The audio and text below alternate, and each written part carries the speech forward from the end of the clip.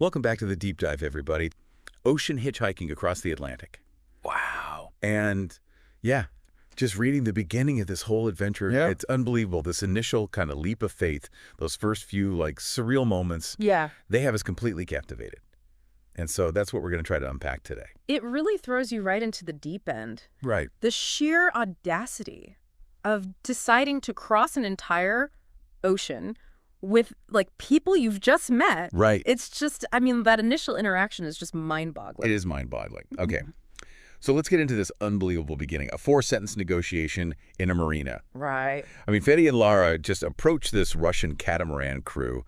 And a catamaran, by the way, is a type of boat with 2 parallel hulls, known for its stability, if you didn't know. They just approached them, and in moments, they've secured passage across the Atlantic. Hello? Are you planning to cross the Atlantic soon? Yes.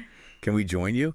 Yes. Yeah. I mean, it's almost like something out of a movie. It is. It's like, it's astonishing. Yeah. And it makes you consider the power of like, you know, just clearly stated intention. Yeah. What's so insightful here is how powerfully, like a clear intention just stated directly can kind of like bypass layers of complexity and hesitation. You know, it's like, it suggests that sometimes the biggest barriers are the ones we build ourselves. Yeah. And if we connect this to the bigger picture, it also highlights kind of the role of opportunity recognition, right? Yeah. Like Fanny mentions other hitchhikers who were waiting for like a month. Wow. So it's like their ability to seize this very specific moment was so crucial. Absolutely. She says in the book, it was our boat, our opportunity. There's this incredible sense of agency in that statement. Yeah.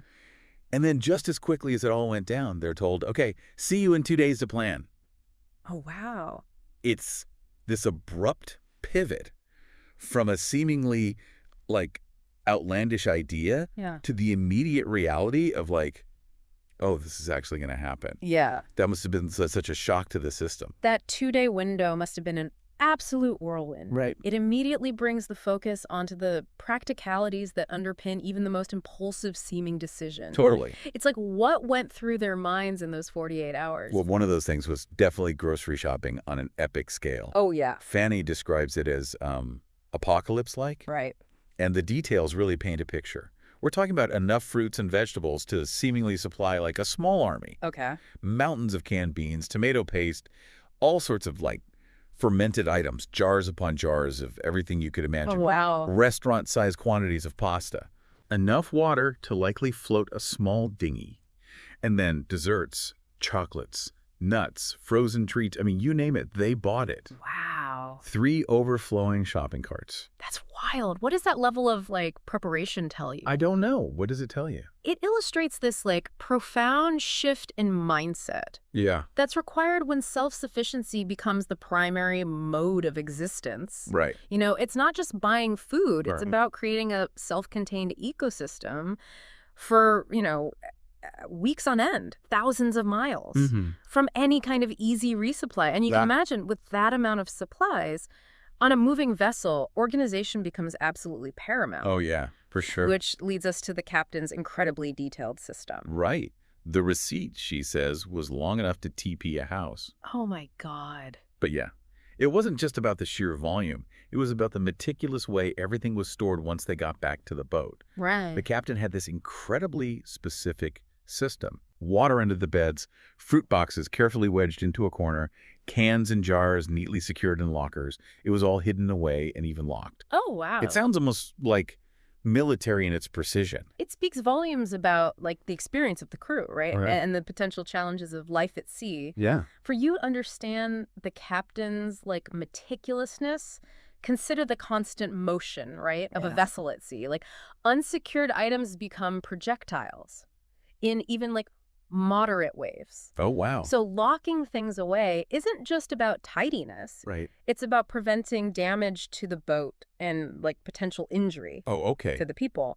It also highlights the need to protect provisions from the elements and potential spoilage, right? Sure. In a marine environment. It's like they've turned this small boat into this incredibly efficient floating storage unit. Right.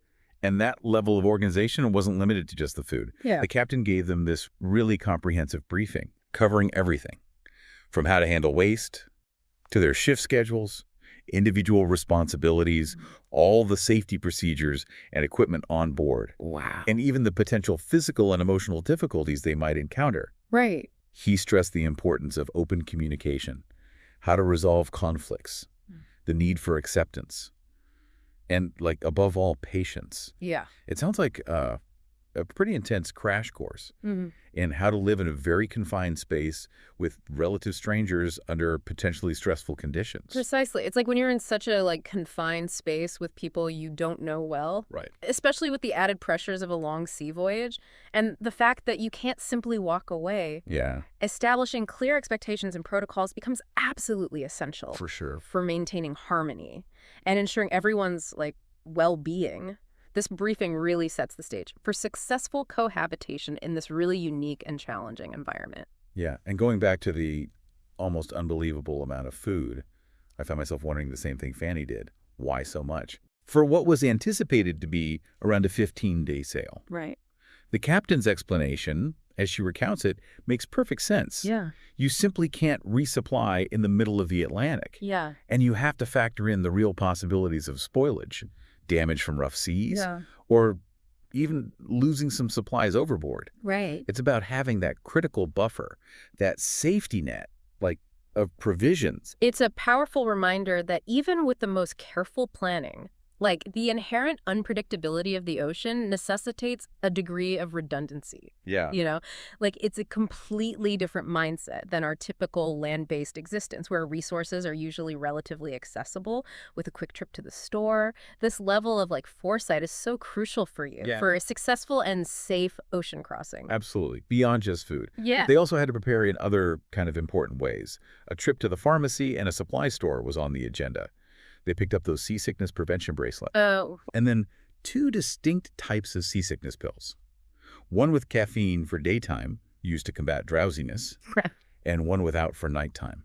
Oh, wow. All based on, the experienced crew's recommendations. Right. That's some pretty valuable, hard-earned wisdom right there. It shows a proactive and informed approach Yeah. to a very common and often debilitating challenge of sea travel. Yeah. The fact that the crew had specific advice about managing the side effects of the medication suggests they've dealt with this many times before and they understand kind of the delicate balance Yeah. between effectively combating seasickness and maintaining functionality Yeah. for their duties. Now, here's where it gets really interesting because Fanny's preconceived notions of ocean hitchhiking were completely flipped on their head when she actually saw the catamaran. Oh, wow. Forget images of cramped quarters and washing hair with salt water. Yeah. This boat was, in her words, like a tiny hotel, absolutely packed with creature comforts. Wow. A private room and bathroom just for them. Right. A washing machine. Imagine that. On the open ocean. A fridge, a freezer, a TV, a beautiful and well-equipped kitchen, Wow. and even a freshwater maker. Which for you is a system that desalinates seawater to provide fresh drinking water. A vital piece of equipment for long voyages like this. Right.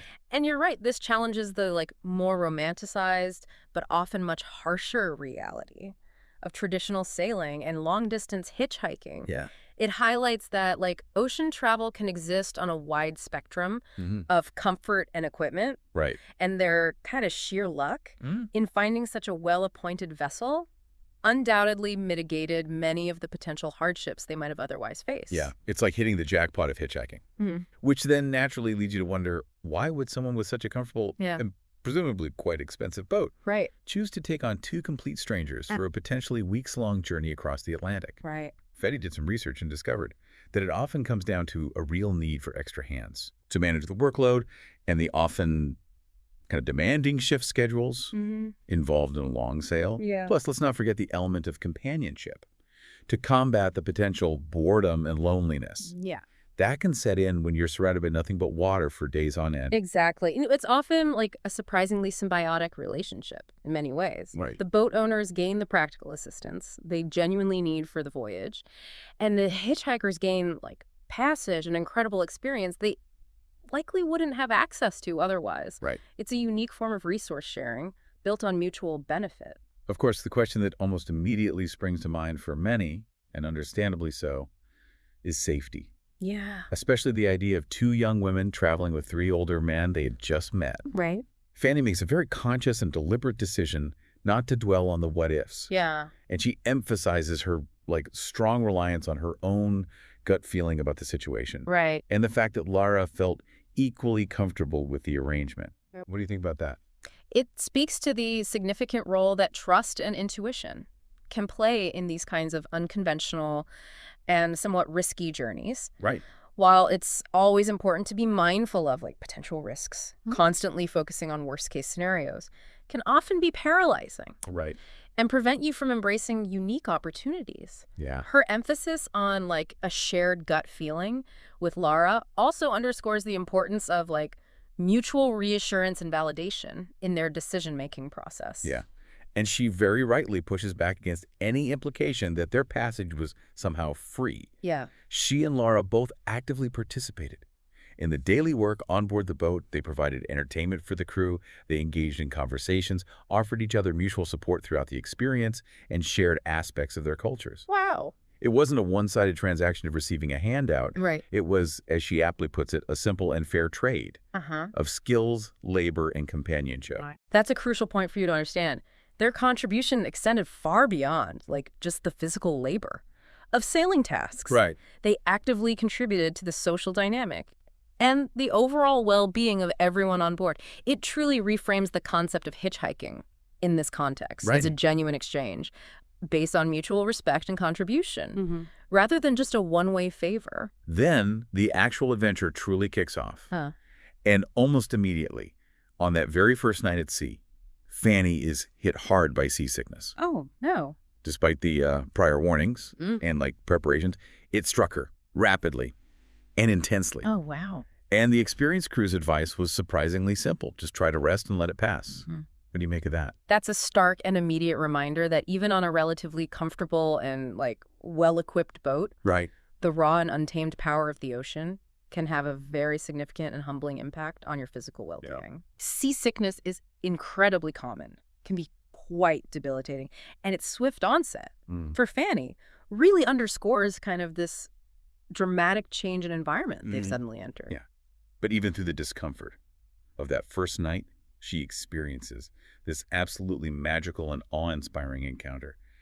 She was awakened in the middle of the night and witnessed bioluminescent dolphins. Oh, wow. Gliding effortlessly through the dark water, leaving these breathtaking trails of glowing blue and green light in their wake. Wow. She describes it as quite simply the most beautiful thing she had ever seen in her entire life. And the sheer wonder of it even managed to momentarily eclipse her seasickness. What's so captivating here is the stark juxtaposition of the very real physical discomfort of seasickness with this profound and almost otherworldly moment of natural beauty. Right. It's as if the ocean itself is offering a glimpse of its incredible wonders as a counterbalance to the initial hardship. Her feeling that this encounter was a significant positive sign for their long journey ahead adds a powerful layer of almost spiritual meaning to this truly enchanting experience. And now for a really surprising twist.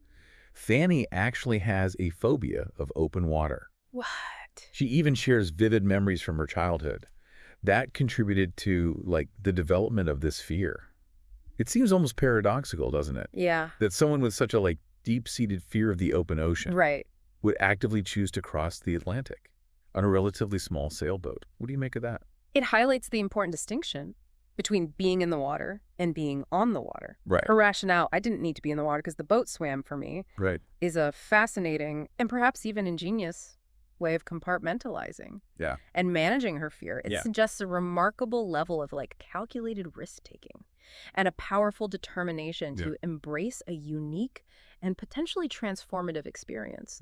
Despite her underlying anxieties, it speaks volumes about her courage. It truly does speak volumes about her courage. And the author clearly feels the same way, expressing open admiration for bravery and even harboring the hope that this incredible story might one day be adapted for the big screen. It's certainly easy to see why. Yeah. This initial stage of their adventure alone is just brimming with captivating moments and a real sense of the extraordinary. Absolutely. This compelling blend of this seemingly impulsive decision, Yeah. the surprisingly smooth and organized initial preparations, and the beautiful interweaving of kind of practical realities with these almost mythical encounters, like the bioluminescent dolphins, Right. all combine to create a truly compelling and unforgettable narrative Yep. right from the start. So as we bring this initial deep dive into Fanny's remarkable journey to a close, the core takeaways for me, for you listening, are the undeniable power of recognizing and seizing unexpected opportunities when they present themselves, the often surprising amount of detailed preparation that underpins even like seemingly spontaneous adventures, Right. and the inspiring fact that even when you're facing your fears head-on, truly magical Yeah. and unforgettable things can happen. And if we connect this back to the bigger picture of your own life, Yeah. it prompts you to consider like the intricate interplay between like meticulous planning and the willingness to embrace the profound uncertainty of the unknown in any truly significant undertaking you might consider. Which leads us to our final thought for you today, our listener. Mm. Take a moment to really consider the role that both your intuition and unexpected opportunities have played in your own life's journey. Mm. Have you ever decided to take a significant leap of faith based purely on a gut feeling? Mm. And what were the specific circumstances surrounding that decision? It's definitely something worthwhile to really mull over. Join us next time on The Deep Dive as we continue to explore the incredible unfolding of Fanny's Atlantic adventure.